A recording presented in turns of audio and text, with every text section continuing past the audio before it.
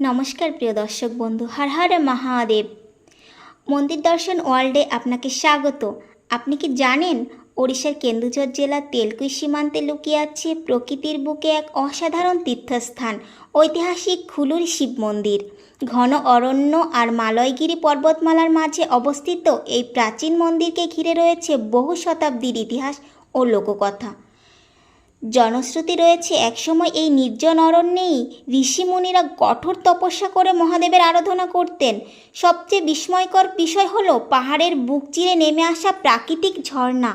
বর্ষা হোক কিংবা গ্রীষ্ম, সারা বছরই এই ঝর্ণার স্বচ্ছ শীতল জলধারা অবিরাম প্রবাহিত হয়, যা এই স্থানটিকে আরও রহস্যময় ও মনোমুগ্ধকর করে তুলেছে। আমরাও আজ এই অপূর্ব স্থানে ঘুরে তার সৌন্দর্য ক্যামেরাবন্দি করেছি। প্রকৃতি, ইতিহাস ও আধ্যাত্মিকতার অপূর্ব মিলন দেখতে ভিডিওটি শেষ পর্যন্ত দেখুন।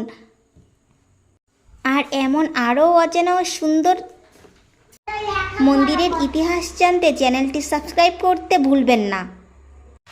মন্দিরের ভিতরে এই মনোমুগ্ধকর পরিবেশের মধ্যেই আমরা মহাদেবের পূজা ও দর্শনের সৌভাগ্য লাভ করেছি। সেই পবিত্র মুহূর্তগুলোর দৃশ্য আপনাদের জন্য ক্যামেরাবন্দি করেছি। আপনারা যদি সুযোগ হয় একবার অবশ্যই এই পবিত্র তীর্থস্থান দর্শন করে মহাদেবের আশীর্বাদ গ্রহণ করুন। এই পবিত্র মুহূর্তগুলো আমাদের জীবনের এক স্মরণীয় অভিজ্ঞতা হয়ে থাকবে। বিশ্বাস, ভক্তি এবং প্রকৃতির এই অপূর্ব মিলন আমাদের হৃদয় ছুঁয়ে গেছে। আপনাদের ভালোবাসাই আমাদের নতুন নতুন ঐতিহাসিক ও দর্শনীয় স্থান আপনাদের সামনে তুলে ধরার অনুপ্রেরণা দেয়। মহাদেবের দর্শন ও পূজা সম্পন্ন করার পর আমরা আরও উপরের দিকে পাহাড়ে ওঠার সিদ্ধান্ত নিলাম।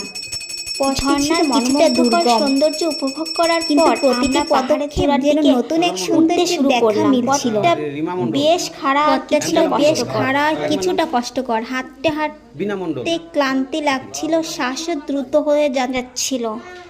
কিন্তু প্রতিটি পদক্ষেপের সঙ্গে সঙ্গে চারপাশের সবুজ প্রকৃতি, পাহাড়ের নির্মল বাতাস আর অসাধারণ দৃশ্য আমাদের নতুন করে শক্তি দিচ্ছিল। মনে হচ্ছিল যত উপরে উঠছি ততই যেন প্রকৃতির আরও কাছে চলে যাচ্ছি।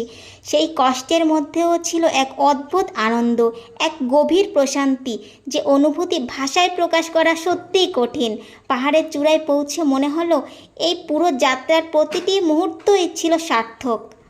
কিন্তু আশ্চর্যের বিষয় এই যে সত্যি সেই কষ্টের মাঝেও এক অদ্ভুত আনন্দ কাজ করছিল। অবশেষে যখন পাহাড়ের উপরে পৌঁছালাম তখন মনে হলো এই দৃশ্যের জন্যই যেন এতটা পথ চলা। সেই মুহূর্তে সমস্ত ক্লান্তি কোথায় যেন হারিয়ে গেল। মনে এক গভীর শান্তি আর অপার আনন্দ